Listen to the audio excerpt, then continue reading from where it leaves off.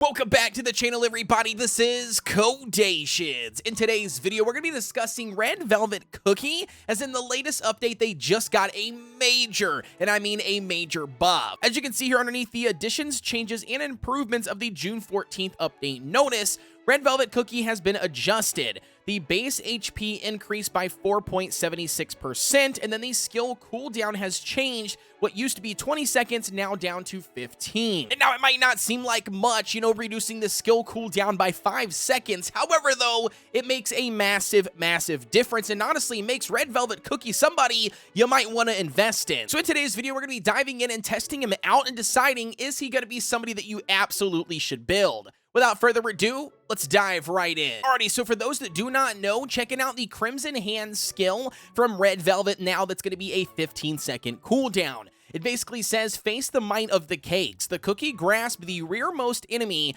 brings it to the front of the cookie squad, dealing great damage and stunning them for a short time, and it cannot be interrupted. And then you see here in gray, the single hit damage is 1,391.9%, and the stun is going to last a total of 5 seconds. And I'm going to tell you right now, when it says great damage, it's not great damage, all right? We're not utilizing Red Velvet Cookie here for the damage output, because again, he's a frontline unit and a charge unit.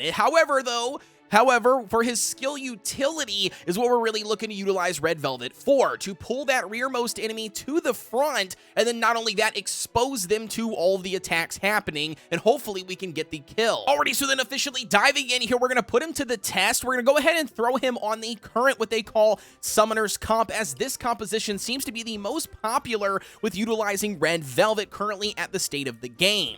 As you can see, we've got Red Velvet Cookie, we've got Crunchy Chip here in the front, we've got Pumpkin Pie in the center, and then in the rear, we're going to have Cotton and also that brand new super epic Oyster. For all three of the individual treasures, we've got the Old Pilgrim Scroll, the Pin Cushion here because this is a Summoner's Comp, and then we've also got the Jelly Watch for the overall cooldown reduction. And now I'm going to let you guys know I did test out Red Velvet Cookie and other team compositions outside of this Summoner's Comp. However, I was not really having a whole lot of success. I mean, yes, we got a couple of wins, but it was relying on, other cookies actually doing the most damage, and Red Velvet Cookie sometimes either instantly dying and or not really contributing to anything, to be honest. So, nevertheless, we're going to be utilizing this Summoner's Comp, and not only that, Summoner's Comps in general right now are absolutely top tier for the current state of the game because so many players have built a super tanky team. So, nevertheless, we're going to throw him here on the Summoner's Comp and see how well he can do. Alrighty, so officially diving into some toppings here, we're going to be running Crunchy Chip Cookie on a full Searing Raspberry set.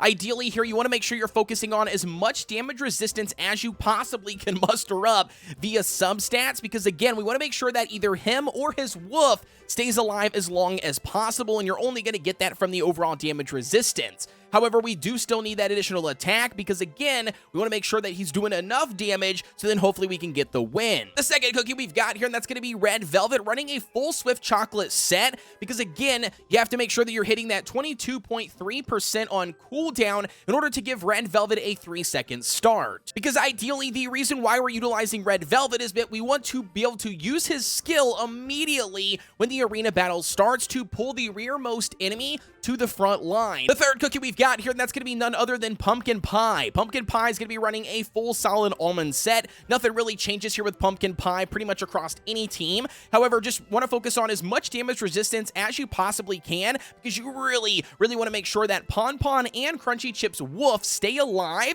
through the entire battle, and you only are going to achieve that by stacking damage resistance.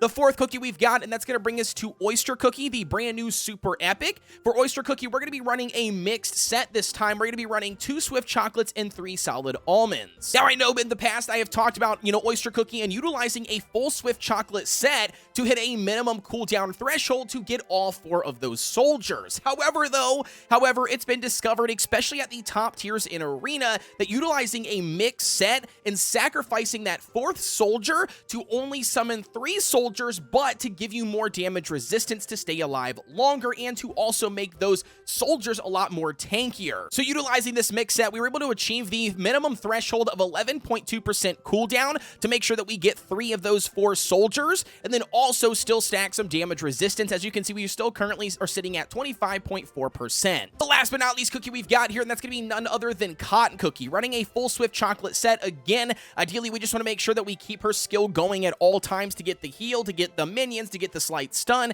literally just across the board utility. Alrighty, so then officially diving into some arena matches, I'm just going to pick a random opponent that I've got on my list here at Masters 3 in the overall arena. Check this one out. They're pretty much running a standardized comp here. They're going to be running a double front tank. So we've got Wild Berry Cookie and we've got Dark Cacao. We've got Caramel Arrow. We've got Eclair. And then I'm assuming that this person here in the back is going to be an Herb Cookie. Now, it could obviously be like a Cotton or something, or even a Parfait, but my guess is it's going to be an Herb. Alrighty, so officially diving in here, 1.5 times speed. They're going to be right at the exact same rank that I am by a couple of numbers here. Let's see if we can do it.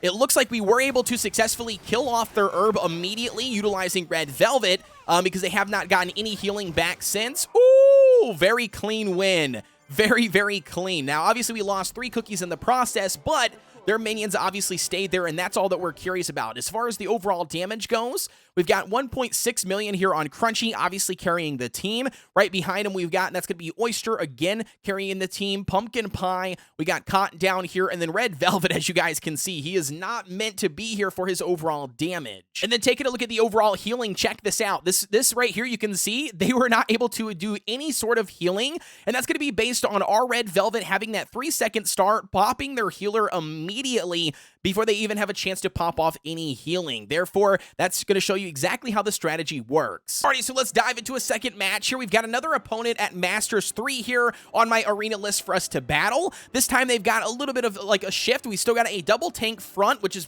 obviously very common this season, but now they are going to be running a single middle, which is going to be clotted, and that might shake things up, especially if it hits Red Velvet, and then they're going to be running 2 units in the back. So my assumption's probably going to be Oyster Cookie, Cotton, maybe it's a Herb and a Pure Vanilla. You're never really exactly sure, but nevertheless, let's dive right in and check it out. Alrighty, so officially diving in here, let's take a look at their entire team. So they're going to be running Wild Berry Cookie, Dark Cacao, Clotted, Oyster, and then Cotton. Ooh, man, I absolutely called it. All right, here we go. Let's see what happens. Let's see if we can take them out before Clotted Cream takes out one of my frontline units with the overall light cage. So, all right, we obviously were not able to utilize Red Velvet's skill as early as I would have liked to have seen to bop off Cotton, and Cotton still obviously survived. She's still sitting right here. You can kind of see her costume there. So I don't know if we get this win. Ooh, we do. Let's go, dude. Let's check out the overall numbers. I'm very curious to compare here. Ooh, very nice. We got a 4.3 million. We've got a 2.4 million down here on Pumpkin. We've got a 1.9 million on Oyster, and then 2.3 million on Cotton, dude. Very nice. And then you can see, once again, Red Velvet not here for the overall damage. Check out their entire list here on their individual damage. Clotted looks like, you know, he pulled the most out at 3.9. Very nice. As far as healing done overall, you can still see that we were able to out-heal them by 2 million. However, though, they did end up popping off 1.8 million healing. Because again, like I said, Red Velvet was pretty much locked up at that first portion, you know, of the battle there, and could not, you know, obviously pull the healer until later on in the entire match. Alrighty, so then officially the last match I've got for you guys today, we're just going to be showing you 3 individual matches. This is going to be another composition that I see very popular right now in the overall arena. They're going to be, I'm telling you right now, they're going to be running 1 tank, which is going to be Wild Berry. They've got Caramel Arrow. They've got Eclair. And then I'm going to bet 100% that the last 2 remaining are going to be Herb in here in the back. And then they're probably going to be running Pomegranate here in the center. As far as the overall treasures go, they don't really tell me a whole lot. I'm assuming they're running Herb because they're not running, you know, the monocle for the cleanse. However, though, they're not running the Scythe, and instead they're running the Revive Feather, which again is very interesting, and they're also not running the Insignia, which would be something else I would assume that this team composition would run. However, they still got about 1 million attack power, and they're going to be in Masters 3. Let's see if we can win. Alrighty, so officially diving into the overall match, they're going to be just a little little bit lower than me. Look at this. Look at this. I called it, dude. We got Wild Berry, Caramel Arrow, we got Pomegranate Eclair, and then also Herb, all right? Let's see if we can actually bop this overall team composition. I'm not gonna lie, this team composition, if it's built correctly, has end up shredding me, especially via like last night's live stream. Like Caramel Arrow was able to just bop off that win. However, though, they were always using the Insignia Treasure, and this one is not, so we had no problems beating it. All right, very interesting.